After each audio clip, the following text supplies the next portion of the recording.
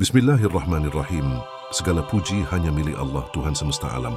Salawat serta salam tercurah kepada Nabi Muhammad, penutup para nabi, pembawa risalah suci untuk seluruh umat manusia. Saudaraku yang dirahmati Allah, di dalam Al-Quran ada satu kaum yang sangat sering disebut, bahkan lebih dari 70 kali. Mereka adalah Bani Israel, keturunan Nabi Yaqub alaihissalam. Kisah mereka bukan sekadar sejarah, melainkan pelajaran besar untuk kita umat akhir zaman. Malam ini, mari kita bersama-sama menyelami jejak perjalanan Bani Israel sebagaimana diceritakan dalam Al-Quran. Bagaimana Allah memuliakan mereka dengan banyak nabi, bagaimana mereka menerima nikmat yang besar, namun juga bagaimana sebagian dari mereka berulang kali melanggar perintah Allah. Asal-usul Bani Israel. Nama Israel adalah gelar bagi Nabi Yaqub. Dari beliau lahir 12 anak. Dan dari keturunan mereka terbentuklah Bani Israel. Allah muliakan mereka dengan diutusnya banyak nabi. Nabi Yusuf, Nabi Musa, Nabi Harun, Nabi Dawud, Nabi Sulaiman, Nabi Zakaria, Nabi Yahya, hingga Nabi Isa alaihimussalam. Tidak ada kaum lain yang mendapatkan nabi sebanyak mereka. Namun semakin banyak nikmat yang diberikan, semakin besar pula ujian yang mereka hadapi. Ada yang taat, tetapi banyak pula yang ingkar. Allah mengingatkan dalam surah Al-Baqarah ayat 40, "Wahai Bani Israel, ingatlah nikmatku yang telah aku anugerahkan kepadamu dan penuhilah janjimu kepadaku, niscaya aku penuhi janjiku kepadamu. Dan hanya kepadakulah kamu harus takut." Tailak di masa Nabi Musa dan penyelamatan dari Fir'aun. Kisah paling terkenal adalah ketika Allah menyelamatkan mereka dari kekejaman Fir'aun. Nabi Musa diutus untuk menuntun Bani Israel keluar dari Mesir. Dengan tongkatnya Allah belah laut dan mereka menyeberang dengan selamat. Sebuah mukjizat besar yang semestinya mengokohkan iman mereka. Namun tak lama setelah itu, hati mereka berbalik. Saat Nabi Musa naik ke Bukit Tur Sinai untuk menerima wahyu, sebagian dari mereka membuat patung anak sapi dari emas, lalu menyembahnya. Allah mengabadikan dalam surah Al-Baqarah ayat 51, "Dan ketika kami telah menjanjikan kepada Musa 40 malam, kemudian kamu menjadikan anak sapi sebagai sembahan sepeninggalnya, dan kamu adalah orang-orang yang zalim." Betapa cepat manusia berpaling dari kebenaran meski baru saja melihat mukjizat nyata dan janji dan peringatan Allah. Allah menetapkan aturan bagi mereka. Jika mereka taat, mereka akan dimuliakan. Jika mereka ingkar, mereka akan direndahkan. Surah Al-Isra ayat 4-7 menyingkap nubuat besar. Bani Israel akan melakukan 2 kali kerusakan besar di muka bumi. Setiap kali kerusakan itu terjadi, Allah akan mendatangkan kaum yang kuat untuk menundukkan mereka. Ayat 5 berbunyi, "Butin, maka apabila datang saat hukuman bagi kerusakan pertama dari 2 kerusakan itu, kami datangkan kepada kalian hamba-hamba kami yang memiliki kekuatan besar, lalu mereka merajalela di kampung-kampung, dan itulah janji yang pasti terlaksana." Inilah janji Allah. Tidak ada kesombongan yang kekal, tidak ada kedurhakaan yang abadi. Sangat pelajaran untuk umat Islam, saudaraku. Mengapa kisah Bani Israel diulang-ulang dalam Al-Quran? Karena kita bisa terjerumus dalam kesalahan yang sama. Kufur nikmat, menyimpang dari ajaran Allah, atau membelokkan agama demi hawa nafsu. Rasulullah bersabda, "Kamu benar-benar akan mengikuti jalan hidup orang-orang sebelum kamu, sejengkal demi sejengkal, sehasta demi sehasta. Hingga jika mereka masuk ke lubang biawak pun, kamu akan mengikuti mereka." HR Bukhari dan Muslim. Hadits ini adalah peringatan keras. Umat Islam harus mengambil pelajaran. Jangan sampai mengulang kesalahan Bani Israel.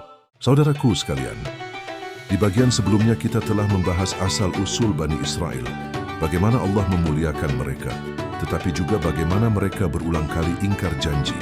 Malam ini kita masuk pada bagian penting, nubuat Al-Quran tentang kerusakan pertama Bani Israel, dan bagaimana Allah menurunkan hukuman besar kepada mereka melalui pasukan perkasa, yaitu bangsa Babilonia, di bawah Raja Nebukadnezar.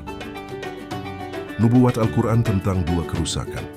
Allah berfirman dalam surah Al-Isra ayat 4-7, "Dan telah kami tetapkan terhadap Bani Israel dalam kitab itu, sesungguhnya kamu akan membuat kerusakan di muka bumi ini 2 kali, dan pasti kamu akan menyombongkan diri dengan kesombongan yang besar.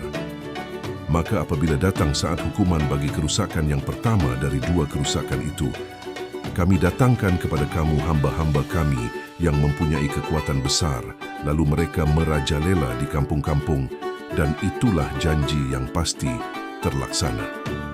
Ayat ini jelas menunjukkan Bani Israel akan melakukan 2 kerusakan besar. Setiap kerusakan akan dibalas dengan hukuman dari Allah. Hukuman itu datang melalui hamba-hamba Allah yang perkasa. Siapakah mereka? Kita akan melihat jawabannya dalam sejarah. Masa pasca Nabi Musa hingga kerajaan. Setelah Nabi Musa wafat, Bani Israel dipimpin oleh para nabi. Namun mereka sering membangkang. Hingga akhirnya Allah memberi mereka seorang raja bernama Thalut yang memimpin melawan Jalut. Dalam peperangan itu muncullah seorang pemuda yang kelak menjadi nabi dan raja, yaitu Daud alaihissalam. Dialah yang membunuh Jalut dengan izin Allah.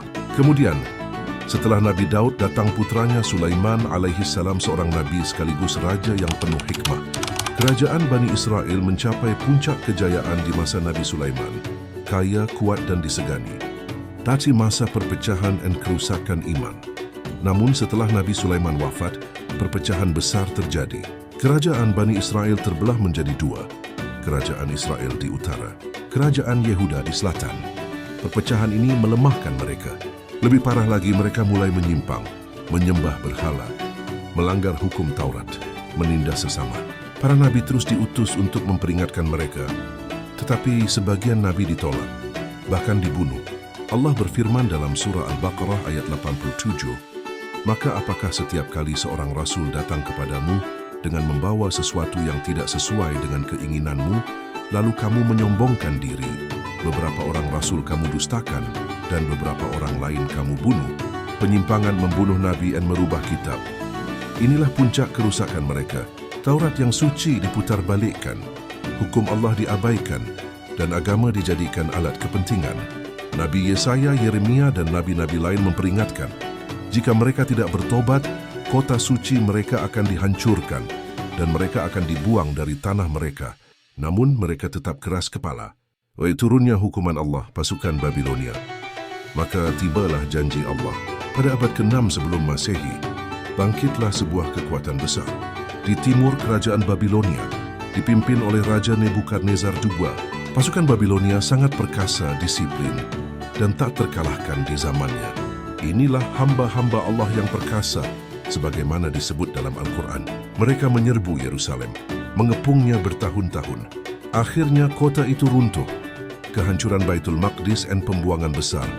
Baitul Maqdis, rumah ibadah yang dibangun sejak masa Nabi Sulaiman, dihancurkan.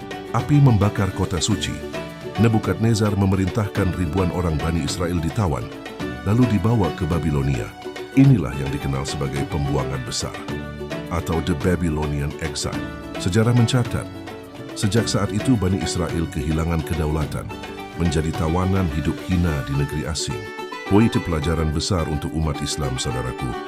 Inilah kenyataan ketika mereka taat, Allah muliakan mereka. Tapi ketika mereka durhaka, Allah hinakan mereka. Janji Allah pasti benar. Kesombongan tidak akan kekal. Kezaliman pasti dibalas. Pelajaran ini berlaku bukan hanya bagi Bani Israel tetapi juga bagi siapa saja, termasuk kita umat Islam. Jika kita menjaga iman, Allah akan menolong kita. Jika kita ingkar, maka kehinaan akan menimpa kita. Sebagaimana Allah firmankan dalam surah Muhammad ayat 7, "Wahai orang-orang yang beriman, jika kamu menolong agama Allah, niscaya Dia akan menolongmu dan meneguhkan kedudukanmu."